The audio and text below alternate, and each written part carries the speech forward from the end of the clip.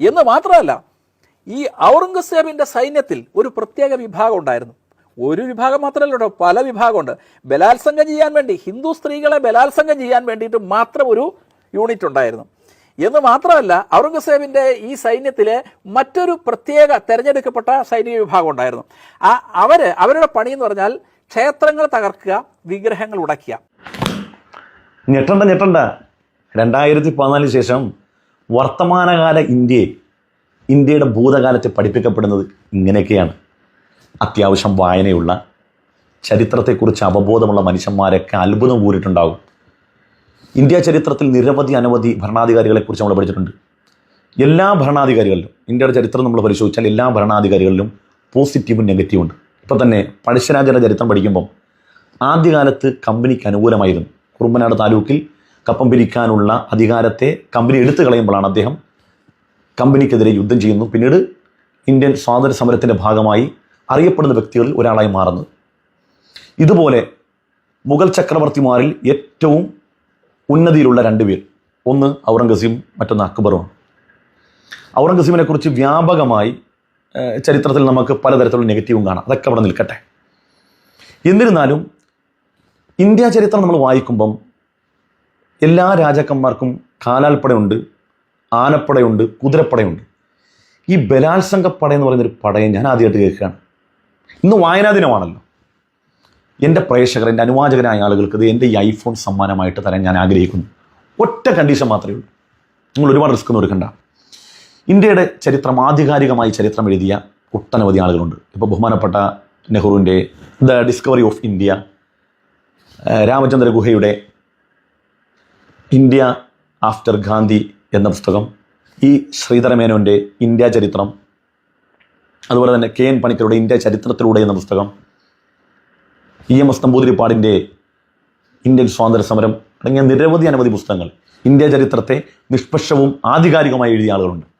ഇനി ഈ പറയപ്പെട്ട വ്യക്തിത്വങ്ങളല്ലാതെ എല്ലാവർക്കും സർവസമ്മതനായ ഏതെങ്കിലും എഴുത്തുകാരൻ, ഇന്ത്യയുടെ ചരിത്രം എഴുതിയ എഴുത്തുകാരൻ, അവരാരെങ്കിലും ഇങ്ങനൊരു ബലാത്സംഗപ്പട ഉണ്ടായിരുന്നു എന്ന് എവിടെങ്കിലും എഴുതി വച്ചിട്ടുണ്ടെങ്കിൽ ആ പുസ്തകം ഏതാണെന്നും അതിൻ്റെ പേജ് ഏതാണെന്നും ആരാണോ കാണിക്കുന്നത് അവർക്ക് എനിക്ക് പേഴ്സണലായിട്ട് മെസ്സഞ്ചറിൽ മെസ്സേജ് വിടുക, അവർ അഡ്രസ്സ് കൂടി അയക്കുക.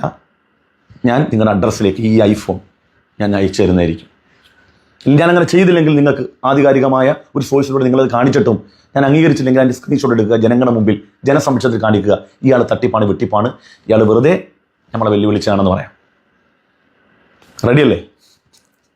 എൻ്റെ പ്രിയപ്പെട്ടവരെ, ഞാൻ പറയുന്നത് ഈ വായനാ ദിനത്തിൽ എനിക്ക് നിങ്ങളോട് പറയാനുള്ളത്, നിങ്ങൾ പുസ്തകം കയ്യിലെടുത്താൽ നിങ്ങളുടെ ഈ വിദ്വേഷവും വൈരാഗ്യമൊക്കെ മാറും. ഇന്ത്യയുടെ ഭൂതകാലം നമ്മൾ പഠിക്കാത്തത് കൊണ്ടാണ്, ഇന്ത്യയുടെ ചരിത്രം നമ്മൾ ബേസിക്കായിട്ട് പഠിക്കാത്തത് കൊണ്ടാണ് നമ്മളിങ്ങനെ ആരെങ്കിലുമൊക്കെ പടച്ചു വിടുന്ന നിർമ്മിത സത്യങ്ങളുടെ പിന്നാലെ പോകുന്നത്.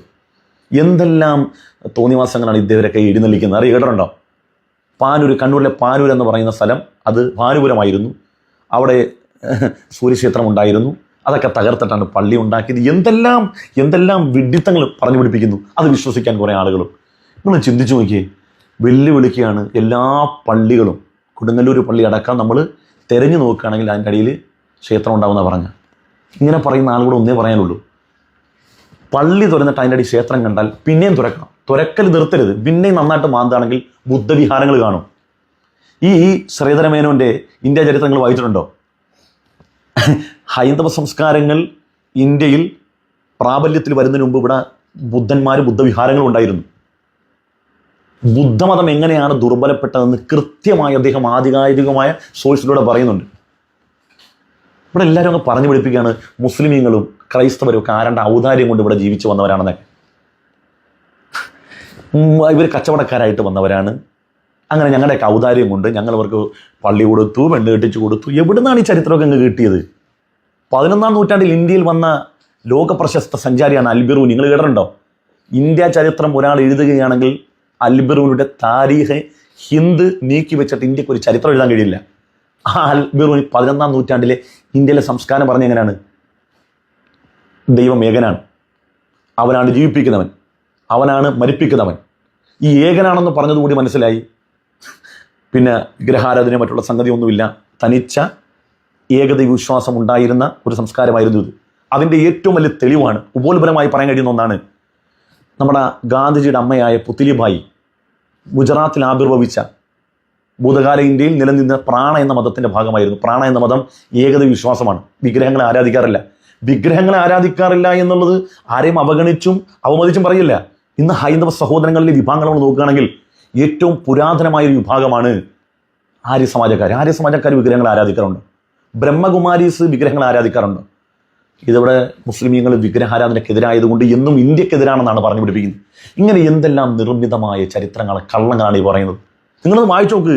ഈ ശ്രീധരൻ്റെ ഇന്ത്യ ചരിത്രം വായിക്കുകയാണെങ്കിൽ ഇന്ത്യയിൽ ഹൈന്ദവ സംസ്കാരങ്ങളെക്കാൾ മുമ്പ് ബുദ്ധന്മാരുണ്ടായിരുന്നു. ഇനി കുറച്ചുകൂടി മുമ്പേക്ക് പോവുകയാണെങ്കിൽ, കുറച്ചുകൂടി നിങ്ങൾ പഠിക്കുകയാണെങ്കിൽ ലാഹോറിൽ നടന്ന, അതോ അന്ന് ഇന്ത്യയും പാകിസ്ഥാനും ഒന്നാണ്, ലാഹോറിൽ നടന്ന ഖനനത്തിൽ അന്ന് കിട്ടിയ ഫോസിലിൻ്റെ അടിസ്ഥാനത്തിൽ, അന്ന് കിട്ടിയ പുരാതന വസ്തുക്കളുടെ അടിസ്ഥാനത്തിൽ ആര്യന്മാരെക്കാളും 5000 വർഷം മുമ്പ് ഒരു വിഭാഗം കൂടെ ജീവിച്ചിരുന്നു. അന്നൊരു സംസ്കാരം രൂപപ്പെട്ടിരുന്നു. അത് ദ്രാവിഡന്മാരാകാനാണ് സാധ്യത എന്നും ചരിത്രം പറയുന്നുണ്ട്. അങ്ങനെ ചരിത്രം പല രൂപത്തിൽ ഇങ്ങനെ തെളിഞ്ഞു കിടക്കുകയാണ്. അത് ഏതെങ്കിലും ഒരു വിഭാഗത്തിലേക്ക് മാത്രം ഊട്ടപ്പെട്ടതായി നമ്മൾ ചുരുക്കരുത്. മുസ്ലിമീങ്ങൾക്കും ഇന്ത്യ മഹാരാജ്യത്തിൻ്റെ പൈതൃകം പറഞ്ഞൂടെ? ഞങ്ങളും ഇവിടെ പണ്ടേ ഉള്ളതാണ്. ലോകത്തെ എല്ലാ മനുഷ്യർക്കും അറബി ഭാഷയിൽ ഇൻസാൻ എന്ന് പറയുക. എന്ത് ഇന്ത്യയിൽ മാത്രം മനുഷ്യരെ ആദമി എന്ന് വിളിക്കുന്നത്? ഇസ്ലാമിക ചരിത്രം നിങ്ങൾ പഠിച്ചാൽ നിങ്ങൾക്ക് മനസ്സിലാകും. ആദ്യ മനുഷ്യൻ ആദമാണ്. ആ ആദമ് കാലുകുത്തിയ സ്ഥലം സിലോണ, ഹിന്ദ്, സിലോൺ. ഈ സിലോൺ അന്ന് ഇന്ത്യയുടെ ഭാഗമായിരുന്നു. ഇപ്പം ബംഗ്ലാദേശ് ആണെങ്കിലും പാകിസ്ഥാനാണെങ്കിലും ഇന്ത്യയുടെ ഭാഗമായത്, സിലോണും ഒക്കെ ഇന്ത്യയുടെ ഭാഗമായിരുന്നു. അന്ന് മുതൽ നമ്മുടെ നാട്ടിൽ ആ വാക്കിൻ്റെ ചരിത്രം നമ്മൾ ഒന്ന് ബാക്കിലേക്ക് പരിശോധിച്ചാൽ ഇവിടെ നിന്നാണ് ആദം എന്ന പ്രയോഗം വന്നതെന്ന് നോക്കിയാൽ നമുക്ക് മനസ്സിലാക്കാൻ കഴിയും.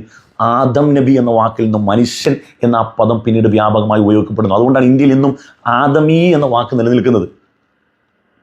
ഇങ്ങനെ നമ്മൾ ആഴത്തിൽ പഠിക്കുമ്പോൾ അങ്ങോട്ടും ഇങ്ങോട്ടും പരസ്പര കൊടുക്കൽ വാങ്ങലൊക്കെ നടന്നിട്ടുണ്ട്.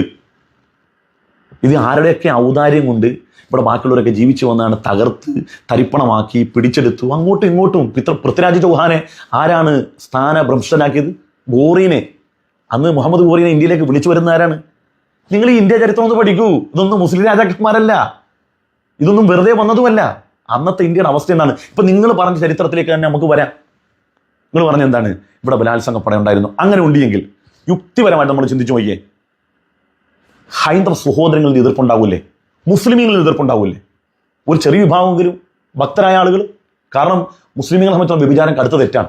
അപ്പം മുസ്ലിം രാജാവ് വ്യഭിചരിക്കാൻ വേണ്ടി, ഹിന്ദു സ്ത്രീകളെ വ്യഭിചരിക്കാൻ വേണ്ടി മാത്രം ഒരു സൈന്യത്തെ വിന്യസിച്ചിരിക്കുന്നു എന്ന് പറഞ്ഞാൽ സ്വാഭാവികമായി ഹൈന്ദവ ജനത അത് അംഗീകരിക്കാതെ വരുമല്ലോ.